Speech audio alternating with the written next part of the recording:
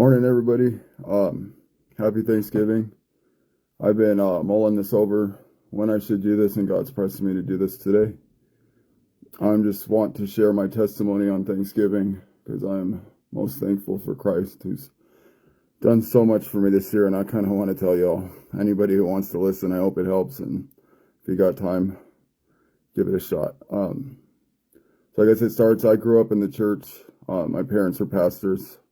I had a good foundation there. I definitely learned a lot, but it never really clicked, so to speak. I think a lot of pastors' kids have the same issues as we grow up. It's just something that's part of life. We don't really think about it too much. But it never set in, and puberty was hard for me. I was a wild teenager. I went through a lot, went through my goth phase, and I was into a lot of dark stuff, and about, just angry and bitter and normal teenage angst and stuff, especially mid-2000s. But about 16 years old, I got saved. It was a pretty radical salvation. I threw everything out. I started walking immediately, started following a lot of people, got a good close friend group of Christians. And we did a lot, I learned a lot from them, and it was a good foundation. God changed my heart so much. I was a completely different person, and I was way excited to start walking. And I joined Master's Commission, which is like a discipleship program that Life Fellowship put on.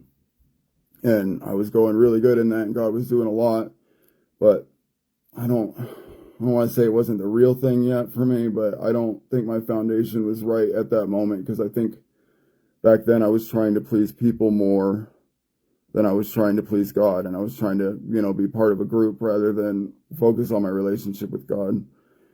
I hope it says slow connection. I hope it's coming through, guys. But yeah, it wasn't necessarily good, but I did learn a lot. I didn't do what I think I should have, but in the middle of all of that is when I fell in love with my eventual wife, Sarah. And during that time, I was supposed to be focused on Master's Commission, and I wasn't even supposed to be in a relationship, but you tell a 16-year-old, no, you can't be with somebody, and you know how that works, how well that works, and it necessarily didn't. And, I learned, I had a lot of good experiences, and I grew a lot with the Lord, but, the whole time half mine was on him and half my mind was on her. And as time went by, she was in system foster care and stuff, and about 4.5 months in to my walk, she got sent away to a treatment center kind of thing because she didn't follow the rules or whatever she wasn't supposed to do. But it really wrecked me in that moment to lose her, because I was so close to her, and I got really bitter at God about it. And that's how I pretty much fell out of myself. Not to say fell out of my salvation. You can't lose your salvation. It's not how I fell out of my salvation. That's how I stopped walking, stopped trying. I quit Master's Commission, and I got really sad. And that's what I started, started smoking pot and partying a lot, and started hanging out with friends a lot. And we were just, partying every day, doing a lot of crazy stuff. This is 16 and 17. Every day was just, how are we going to have fun? What are we going to do? Just whatever. But that's where I was at for those 2 years after getting saved and going to Master's Commission. And Sarah got sent away, and I was just partying and, indulging. And about 17, almost 18, she came back, and we got back together, and we ended up moving in together by 18, right before we were 18. And right away, immediately, within a month, she was pregnant with Aurora. And, just life kind of went from there. We got married, the day after she turned 18. We had Aurora in 2009, we had Tori in 2010, and we had Johnny in 2012. But in the midst of all this, I'm still 18, 19, 20, 21. I'm wanting to party. I'm still wanting to be young, have fun. And, we had our kids and stuff, but I was focused on me. I mean, I was there. I would provide Wario. No, sorry, my kitty's trying to get it on the camera, guys. I was trying to focus on me and raise my family at the same time. This is why if you're listening, I advise you wait till you have kids until you're a little bit more grown up, because when you're a kid having a kid, you're going to do dumb stuff and the kids are going to suffer a little bit. But yeah, in the middle of all that, the partying and stuff, still with the kids, I ended up getting addicted to painkillers, 19. So 19, 20, and 21, it was a lot of addiction to opiates, stealing them from my parents. I was buying them on the street. I was making tip money and spending it before I even got off shift just to get my fix for the day.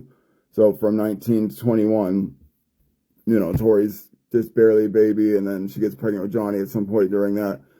I'm just addicted. Absolutely. That's all I could care about for 2 years was those painkillers, man. It was awful. I was an absolute monster when I was on those things. And no matter how hard I tried, I couldn't. I mean, I'll be honest with you guys, I didn't have any money for Tori's first birthday party because I spent everything we had on opiates because they're a very strong addiction. But she got pregnant with Johnny, and I was on probation from something, 21. She got pregnant with Johnny, and I was still pissing hots the whole time, and I was getting really close to getting locked up because I couldn't get off the painkillers. And thank God for Dr. Frito over at Centennial. This was when Suboxone was new. And he had told me about Suboxone. He was just waiting to get permission to start prescribing Suboxone to people in this town. And, the minute he did, he called me, and I think I was the second person that he prescribed Suboxone to. And if you don't know what Suboxone is, it's like Antabuse for alcohol, but for opiates. You take the Suboxone, it blocks your opiate receptors, it helps with the withdrawals, and even if you want to get high, you can't get high because it blocks your brain from being able to get high. But, June 2012 is when I got that, and I've been clean ever since. It helped me get sober. Johnny was born the next month. I had to almost went to drug court, but I was in court every month. For the first month of Johnny's life, having to jump through every hoop to make sure I didn't get locked up. But it was good. It was amazing. We had good times then. In those couple of years, I think it's almost like a golden year for my marriage. 13, 14 went pretty well. Well, not 14. 12 and 13 went well. 14 is when I was not working, and that's when I decided that meth was the next good choice for my life because I don't know why. Don't ask me why. But I was doing meth a lot in 14. Sarah was working, taking care of the kids. I was dumb. 24, 23, 24, just always looking for something. The thing I didn't say at the beginning, when I fell out of Christ, somebody told me, she told me one day before I was completely lost to it, she's like, you're always going to be searching. She said, you're never going to be happy. I said, every time you think you're settled into something, you're not going to be happy. You're always going to be looking for that something. And boy, is she right. So like I said, it was painkillers for a while, and then it was meth in 14, 15. Sarah ended up having to move out to an apartment complex with the kids without me because I couldn't live with them because of my record. And, things led to things. It was kind of a blur that year because I don't know. A lot of y'all on my friends list know what meth's like. It's a blur. It was a blur until the summer 2015 is when Sarah ran into some issues and I had to straighten up my act. And that's when, and I'm not trying to bash Sarah at all. This is not what this is about. So please forgive me, Sarah. If you see this, this ain't about you. This is about where I'm at. But you know what happened. In July, that's when, she started having her issues. And I was like, oh, I got to get my stuff together, start taking care of the kids for real this time. And that's kind of when our marriage dissolved. It was not good. At 14, like I said, I wasn't present. I wasn't present a lot of my marriage.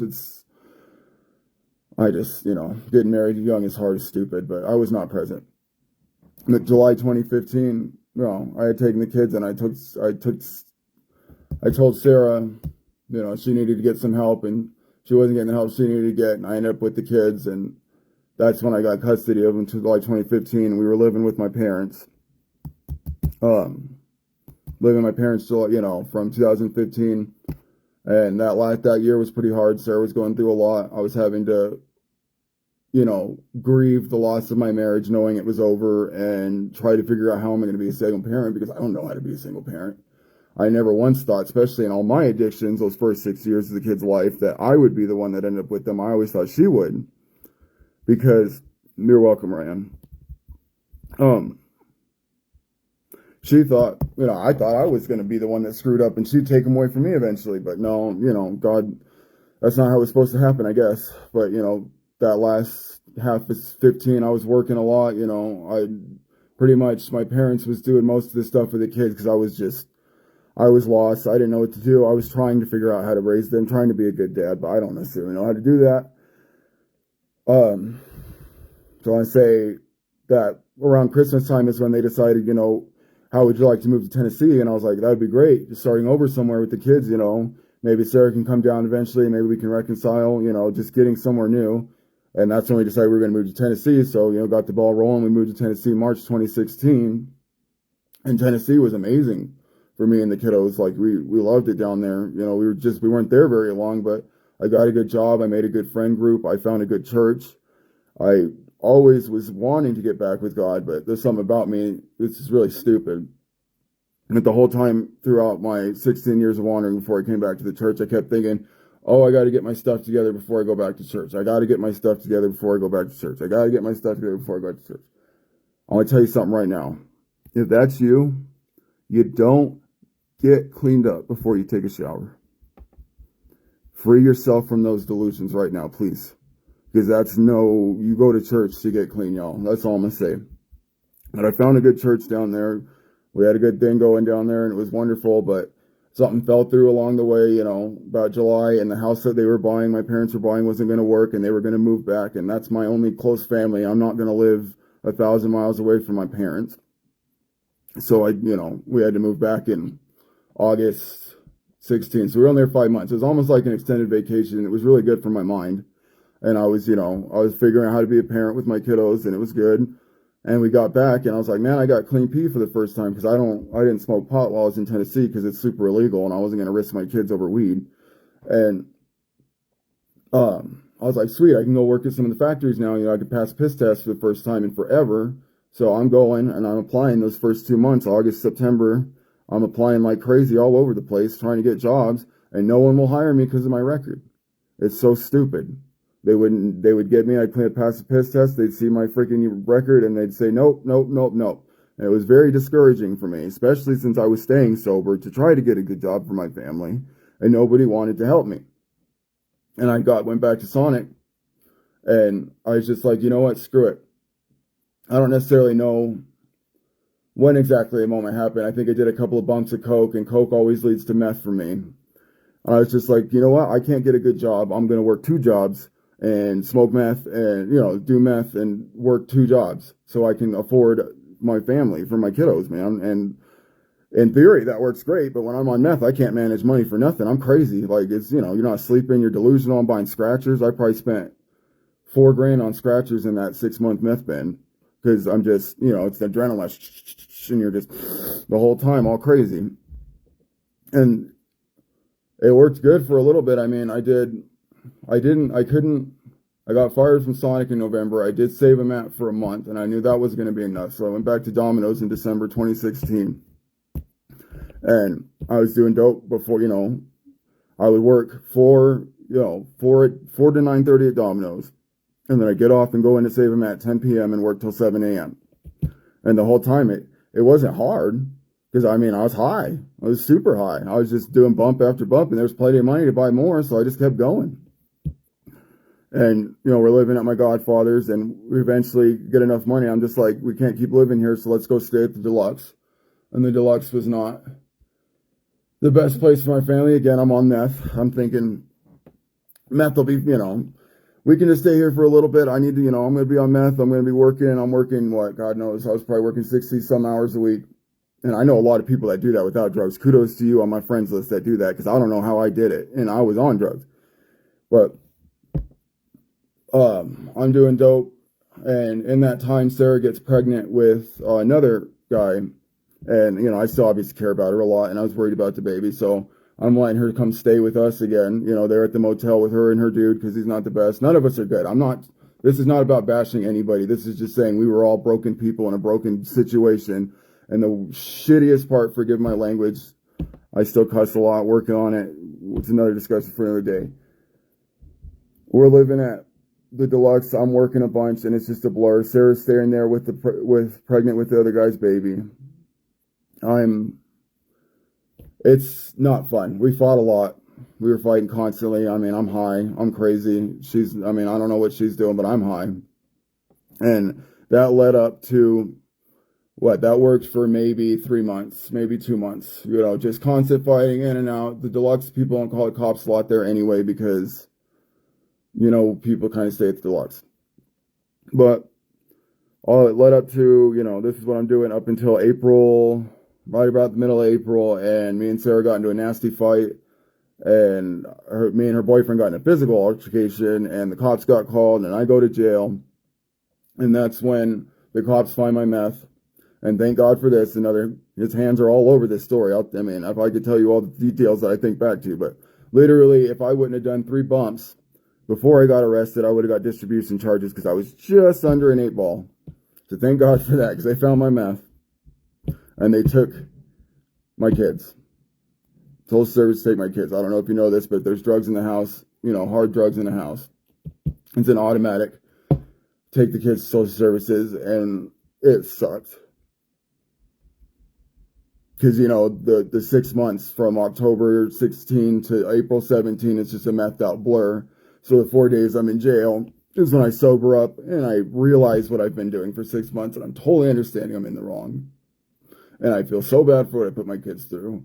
And I'm so ready to do it. And I get home and we have a great night at home. And we cuddle in the bed and wake up the next morning. My dad calls me, "Ricky, I need you to be calm." And I'm like, "What do you mean?" He's like, "You got to be calm. Please be calm." I said, "Okay, what?" He's like, "They're coming to take the kids." I'm like, "What do you mean?" He's like, "They're coming to take the kids to social services." I'm like, fuck. They did. They came, my kids, I don't know if they saw me cry a lot in their lifetime, but I was bawling. Well, they like my kids. It just sucks because it's like waking up from a dream, that last 6 month bender. Wake up from a dream, my kids are gone, and I'm left, holding the pieces. What am I going to do? But I knew, I was sober, and that was it, dude. That's all it took. That's when I finally, at almost 27 years old, finally decided I'm done putting me first, and my kids are coming first. I got to do what I got to do to get them back. I'm going to get them back. They told me 2 years was going to be how long they were going to be in foster care. And then they told me that was terrifying. Mind you, I have to be sober during this. I can't smoke pot. I can't do nothing. I got to be sober. Thank you, Paul. I got to be sober. It sucked. It was hard. It was lonely. I got my cat the second night. Baby, I've had her for almost 8 years now because she's, I wasn't going to be alone. And I had my kiddo. I had my cat. And then I started doing everything they needed to do. I don't know if y'all dealt with the system, but you got to jump through a lot of hoops. You got to take parenting classes. You got to have supervised visits. You got to do all kinds of stuff. And I did everything. I was 100%. I said, fine, whatever you want me to do, dude. Like, I don't understand why people have such a hard time with social services. To me, it's like they kidnapped my freaking kids. If they had told me to shoot somebody, I'd have shot somebody for my kids. And my kids, I needed them back. It wasn't their fault that I did this. But I'm a broken mess as I am. Like I said, I fell away from God the whole time. I'm trying to fill these holes with everything else. But I got them back in, 3.5 months, 4 months. I think they told me it's a record for them guys. I did everything. I didn't miss a single thing. I didn't piss hot once. I did extra everything. And I got them back. I got them back in, they took him mid-April, and I got him back right, I had Johnny for his birthday, thank God, at the end of July for the weekend. I had Tori for her birthday for the weekend, and I got him back right before the school started. And, so let's see where we're at. Yeah, we got him back right before school started, and so that's when it started. The thing, they would have given him back sooner, honestly, because, I owned up to everything from the beginning, and they were, willing to help me, and God, nothing against Sarah, but she wasn't cooperating a lot, and it made me look even better, so it was very easy to get him back. But I get him back, and the drawback was I can't find a house. I can't find a house. This is the frustrating part about this whole thing. I had saved up money. I had money. I had plenty of money for a house, and I could not find a place to live. We were staying in that deluxe. It's me and 3 kids, so what? 8, 7, and 5, those ages at that time while we were in there. For 20 months, we were in that motel, and I could not find anywhere. And it's a small room. It sucked. We were doing shifts. Me and Johnny on the bed one night, and the girls on the floor one night, and then me and Johnny on the floor, and the girls on the bed the other night. So that way we could each take turns on the bed, and it sucked. And the whole time I'm getting pissed at God. I'm not lying. There's some times where I'm just like, I'd find a place, I had the money. I'm like, this is great. We'll take it. And they'd be like, no, we're not taking you. No, we're not taking you. I had to go back to the motel. And I'm just getting pissed. And it's like, why do I have to be in this freaking motel? It's terrible. We're going insane. And it was just getting worse and worse and worse. But so I guess that led up to October 18. October 18 is when we couldn't take it anymore. And I was worried social service was going to come sniffing around again. I told my mom and dad, so we got to come stay with you until I can find something else. I put a little camper in the back that I could stay in. The kids stayed in the house. And I thought that was going to be that. And I could tell right away that was going to suck. But I get a letter right around that time from where I live now, the apartment. Thank you, Amanda. I get a letter right around that time from these apartments.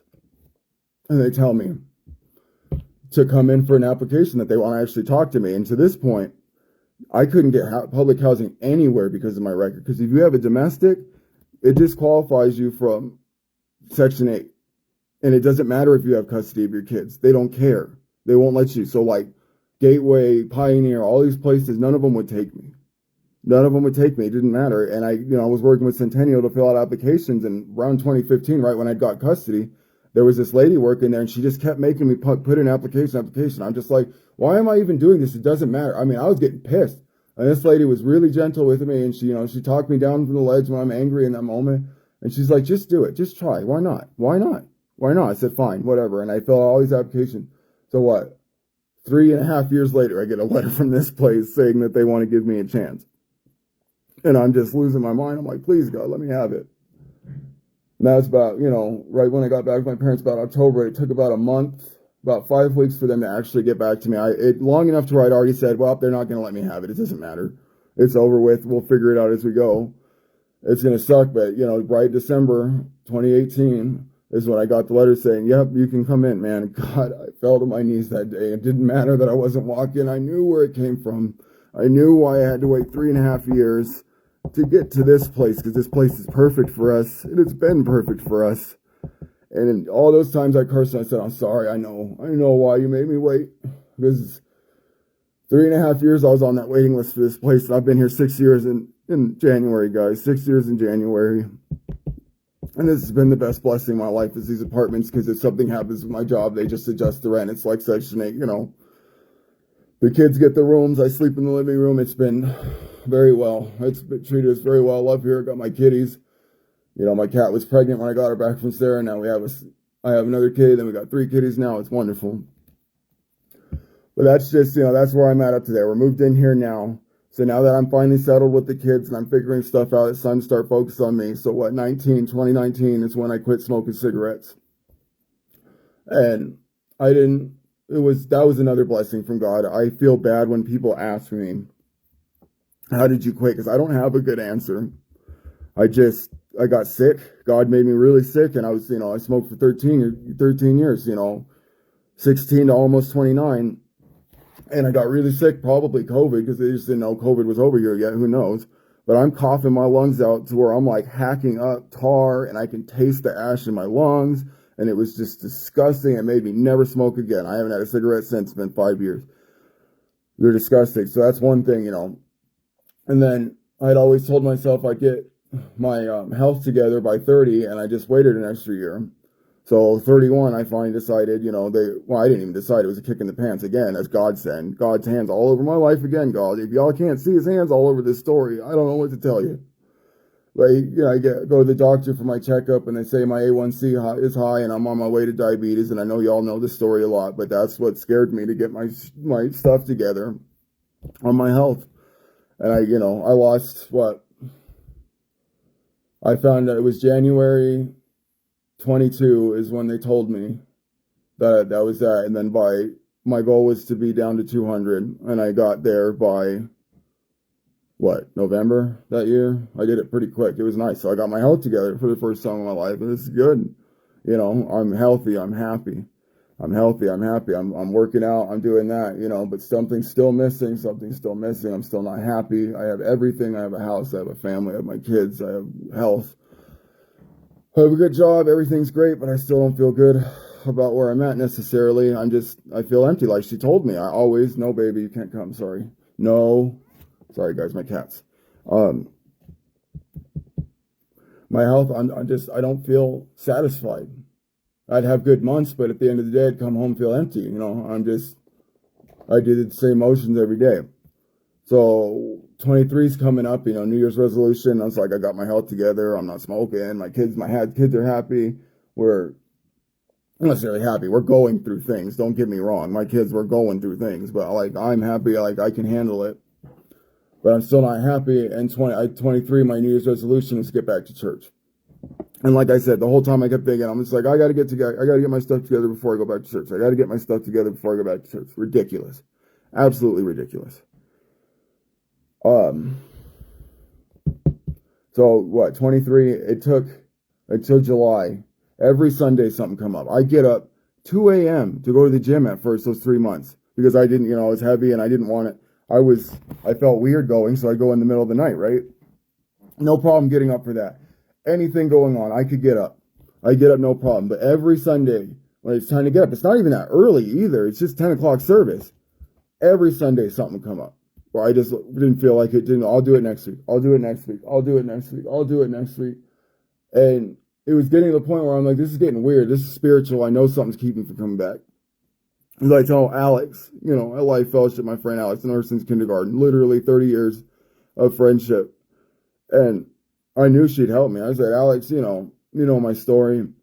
I want to go back to church. Something's keeping me from going to church. I don't know what it is, but every Sunday I can't wake up, or I just decide I don't want to, and I need somebody to push me out the door to get to church. And she said, yeah, she'll do that for me. First it would be a phone call just to make sure I'm going. If it wasn't, she said she'd come bang on the door, and that's what I needed, was knowing someone was going to come. But that morning I finally went, and that message from Derek that day, guys, it was everything I needed to hear to get going again. I don't necessarily remember exactly what it was, but it was what I needed to hear. He was just saying, I grew up in this religious, nothing against my parents, but it's a church where it's just like, once you're saved, you can't mess up again. You got to be perfect. You got to, you got to do all this. You got to get saved every weekend. And if you screw up, you got to get saved again. You got to get saved again. You got to get saved again. But let me tell you something I've learned. We think we're holding on to him. He's holding on to us. We can't let go. Even if we want to pull away, we can't freaking let go, man. But I think, he was telling a story, Derek was telling a story about his youth group kid that the people at the youth group went after. I guess the kid played bass, and I play bass. Kid played bass for his youth group and told the people all come after, and they're like, he smokes pot after church? He smokes pot after church, and he's still playing bass? And Derek said, it's okay, he's still coming in the door. And I was like, what? No one's ever told me that before. And he just said, like I said, that's when it clicked to me. I was like, doesn't matter where you're at. You just show up and he does it. Literally. It doesn't matter where you are. He saves us. But it's just that's all it took, was he's right. I just need to keep showing up. So I just kept showing up. This is July 23 last year, right? And I just kept showing up, every week. Everything he was preaching was everything I need to say. And I think he had immediately after, he started talking about APES, so your place in the church. And I always wanted to be in the church. I just didn't know where I wanted to be, but it just got me inspired to get back to where I wanted to go.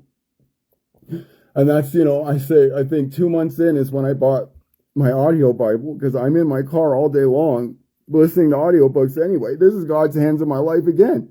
Audiobooks kept me sober from opiates. I didn't say that earlier, but when I had to be on probation and I had to be sober, Audible helped me.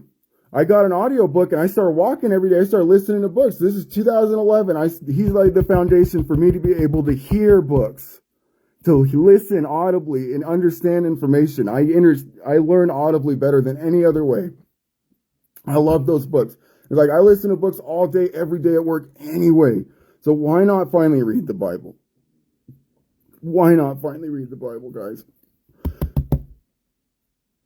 Best decision in my life. Best decision, hands down. We go to church, we do all these things, but literally the one thing, no baby.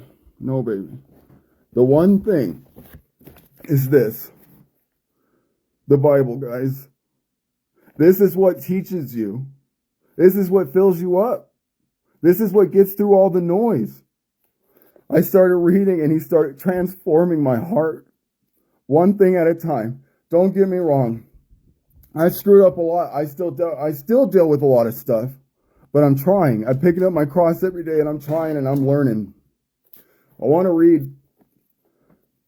I guess I should have said this to begin with, but anxiety was the reason for all these things that I did. I was always anxious about stuff. So of course I'm doing the drugs. I'm worried about the kids. I'm always overthinking everything. I overthink the crap out of my entire life. Teenage years, adult years, I'm always overthinking. It's ruined so many things for me. Anxiety's not fun, y'all. But that's something I didn't think could be healed. But I want to tell you I want to read some of the first verses that set me free from this. He started pulling those chains of anxiety out of my life. It's Luke 12, 22 through 32. It says, "Then, turning to his disciples, Jesus said, 'That is why I tell you not to worry about everyday life, whether you have enough food to eat or enough clothes to wear. For life is more than food, and your body more than clothing. Look at the ravens. They don't plant or harvest or store food in barns, for God feeds them. And you are far more valuable to God than the birds. Can all your worries add a single to your I'm sorry. Can all your worries add a single moment to your life? And if worry can't accomplish little things like that, what's the use of worrying over bigger things? This is biblical. Look at the lilies, how they grow. They don't work or make their clothing, yet Solomon in all his glory was not dressed as beautifully as they are.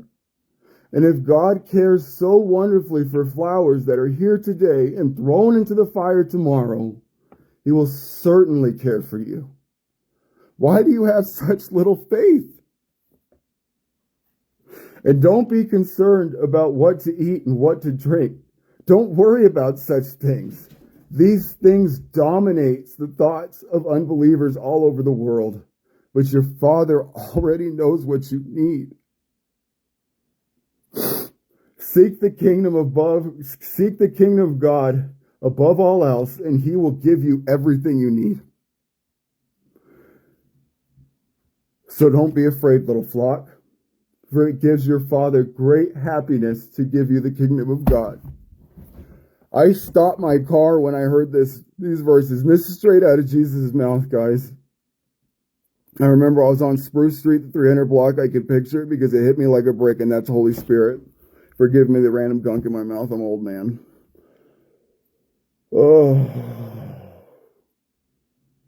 I remember exactly where I was because I slammed the brakes, and I'm like, what? And he just made me realize, even when I wasn't walking, he took care of me. The house, the kids, cigarettes, tell me A1C, your Father takes care of you.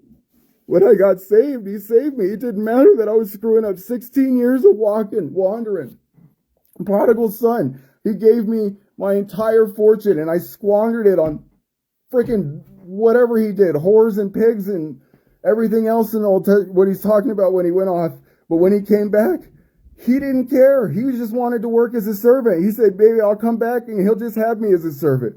And he flung his arms wide open. He ran to his son and he embraced him and he gave him all the fire things as he was waiting for him to come home, and he didn't hold any of it against him.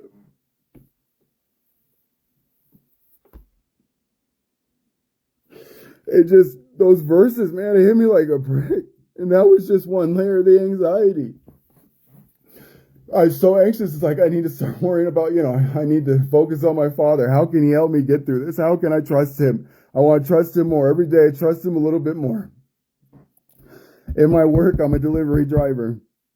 I work for tips, and I've been had a very awful mindset about it up until I start walking again, guys. Everybody owed me a tip, and if they didn't, they got the mean version of me. Basically, I was prostituting my kindness for money.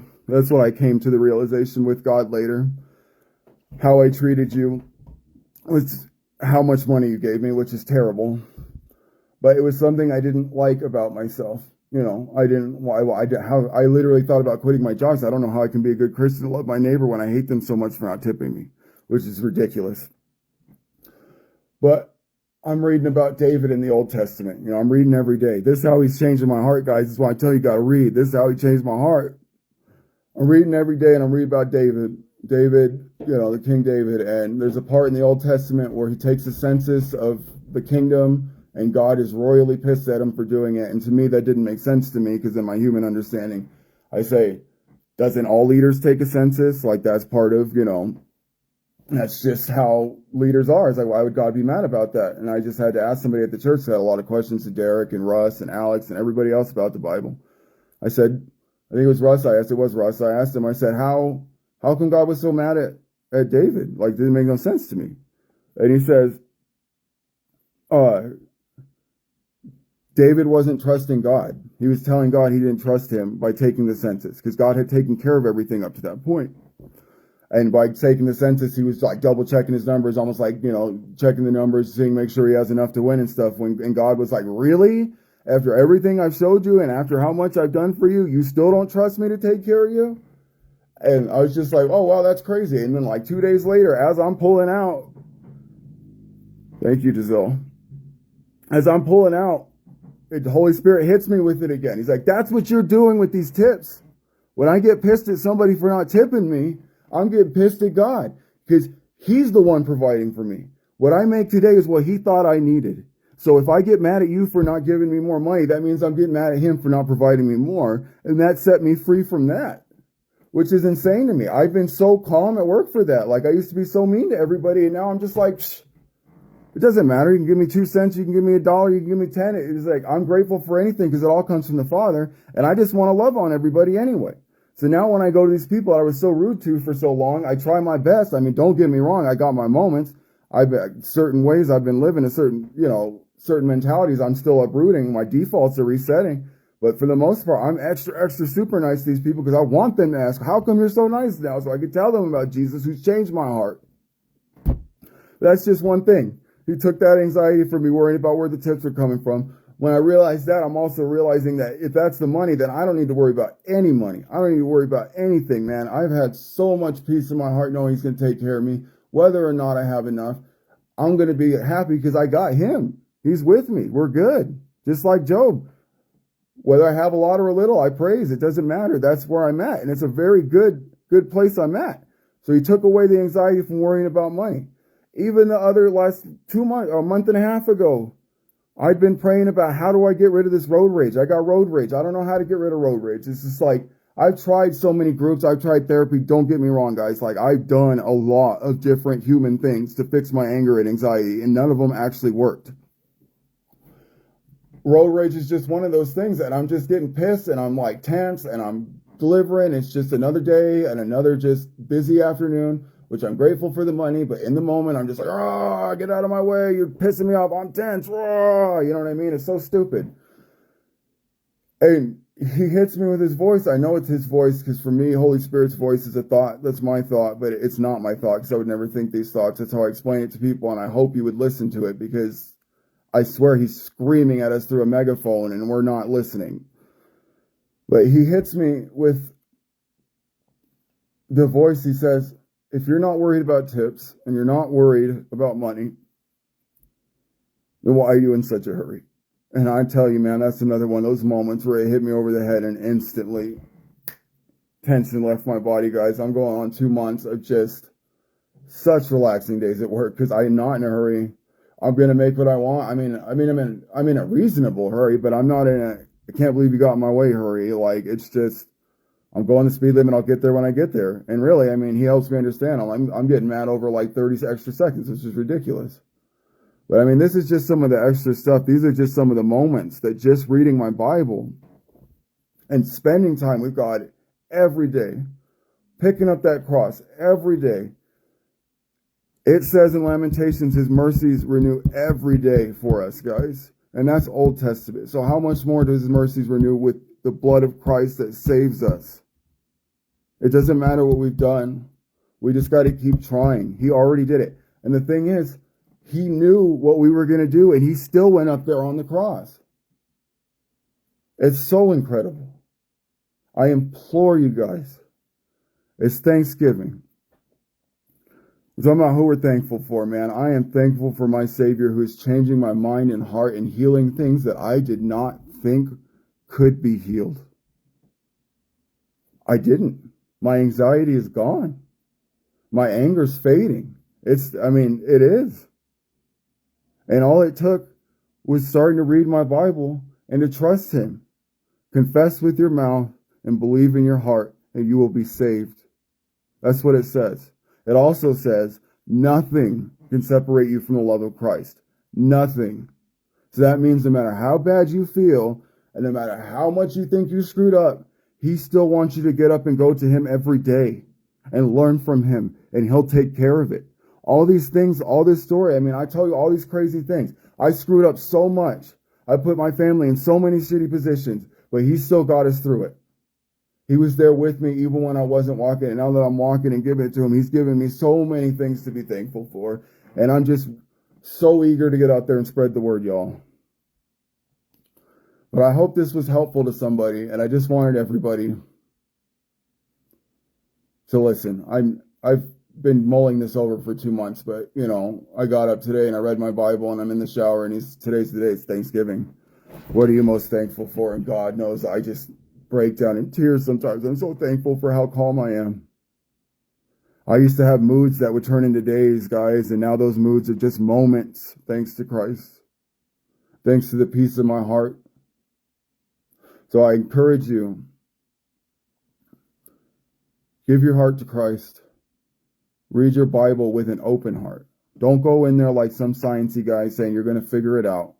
Because I read the same things every day. Every day something new speaks to me.